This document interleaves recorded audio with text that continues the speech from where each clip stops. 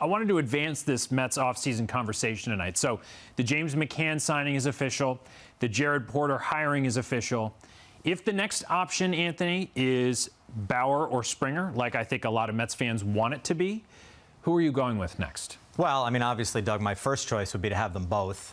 They both would be great additions for the Mets, obviously. I prefer Trevor Bauer, though, and I'll tell you why. I want the Mets to construct a potential playoff rotation that would strike fear into the hearts of opponents. I mean, DeGrom, Bauer, Stroman, and then whatever happens with Syndergaard and whatever else is left in the rotation after that, that is a group that you can bring into a playoff series against the Dodgers and say, let's go. We've got enough offense. We can get something done here in this series, even against mighty LA.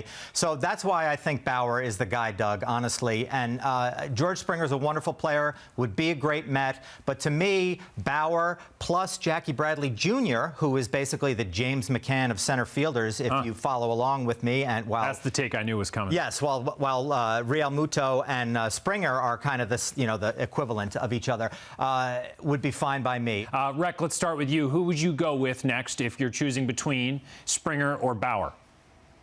I'm with Ant, and either one is a good option, but I like Bauer better, and it's because of all the things that Anthony said, but also because look, when you talk about your needs, your team needs, what do you have to have? I know we don't love Brandon Nimmo out in center field. I get that, but he's played out there right now. To my count, they have 4 starters. They have 4 starting pitchers. If you want to throw Lugo in there, that's fine. But I like him in the bullpen. You need a starter. You have to have a starter. You talk about need, Anthony Recker. The Mets need a center fielder.